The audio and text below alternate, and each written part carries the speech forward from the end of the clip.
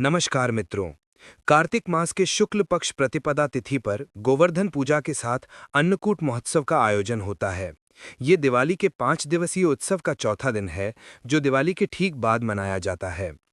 भगवान कृष्ण के समय से पहले गोवर्धन पूजा की परंपरा नहीं थी, केवल अन्नकूट महोत्सव ही आयोजित होता था। उस समय इंद्र पूजा का विशेष महत्व था। इसी प्रसंग से जुड़ी गोवर्धन पूजा की पौराणिक कथा हम आपके लिए लेकर आए हैं। एक बार देवराज इंद्र को अपने पर गर्व हो गया था। उनके इस अहंकार को भंग करने हेतु भगवान श्री कृष्ण ने एक दिव्य लीला का मंचन किया। एक दिन भगवान श्री कृष्ण ने देखा कि ब्रजभूमि में विविध प्रकार के व्यंजन तैयार हो रहे थे और सभी गोकुलवासी किसी पूजा की तैयारी में व्यस्त थे। ये दृश्य देखकर उन्होंने माता यशोदा से पूछा, माँ, ये सब किस पूजा के लिए हो रहा है?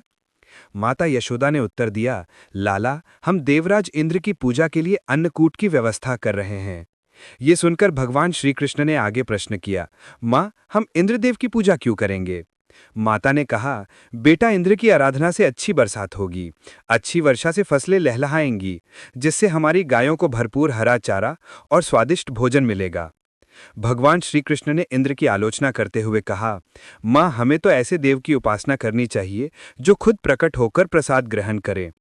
ये सुनकर माता यशोदा के पास बैठी गोपियां बोली, लाला, 33 करोड़ देवी देवताओं के स्वामी की ऐसी निंदा मत करो। भगवान श्री कृष्ण ने कहा, इंद्र में ऐसी कौन सी शक्ति है जो हमारी रक्षा कर सके? इंद्र से कहीं अधिक शक्तिशाली तो ये गोवर्धन पर्वत है, जो वर्षा का स्रोत है। हमें गोवर्धन की ही पूजा करनी चाहिए जहां हमारी गायें चरती हैं। इंद्र तो कभी दर्शन भी नहीं देते और पूजा न करने पर क्रोधित हो जाते हैं। ऐसे घमंडी की आराधना उचित नहीं। तभी नंद बाबा वहां पहुंचे और बोले, इंद्र पूजा से वर्षा मिलेगी, हमें फायदा होगा, गोवर्धन पूजा से क्या लाभ?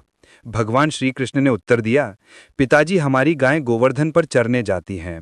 ये गोपियों की जीविका का आधार है।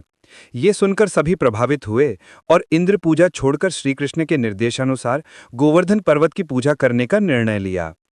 गोवर्धन ने सभी प्रसाद स्वीकार किए और सबको आशीष प्रदान किया। उसी समय नारद मुनि इंद्रोत्सव देखने ब्रज पहुंचे। वहां उन्हें पता चला कि इस बार कृष्ण की आज्ञा से इंद्र पूजा बंद हो गई है और सभी गोवर्धन की आराधना कर रहे हैं।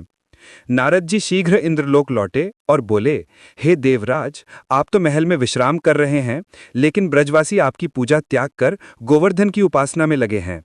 ये सुन इंद्र क्रोधित हो गए। उन्होंने इसे अपमान मानकर भारी वर्षा प्रारंभ कर दी। भयभीत ब्रजवासी श्री कृष्ण की शरण में आए। कृष्ण ने सबको गोवर्धन की ओट लेने को कहा। सभी गाय बछड़ों सहित पर्वत की कंदराओं में पहुंचे। वहां श्री कृष्ण ने अपनी छोटी उंगली पर गोवर्धन उठा लिया। इंद्र और अधिक क्रोधित होकर मूसलाधार बारिश करने लगे। कृष्ण ने सुदर्शन चक्र को आदेश दिया कि वर्षा को पर्वत के ऊपर नियंत्रित करे और शेषनाग से कहा कि जल को रोके। इंद्र 7 दिनों तक वर्षा करते रहे, लेकिन ब्रजवासी पर्वत की छाया में सुरक्षित रहे। इंद्र को संदेह हुआ कि ये कोई साधारण बालक नहीं। तभी ब्रह्मा जी प्रकट हुए और बोले, इंद्र, ये बालक स्वयं भगवान विष्णु का अवतार है, पूर्ण पुरुषोत्तम नारायण। इंद्र ने श्री कृष्ण से क्षमा मांगी। 7वें दिन कृष्ण ने पर्वत धरती पर रखा और हर वर्ष गोवर्धन पूजा के साथ अन्नकूट मनाने का आदेश दिया। तब से ये त्योहार अन्नकूट के नाम से प्रसिद्ध है। जय श्री कृष्ण।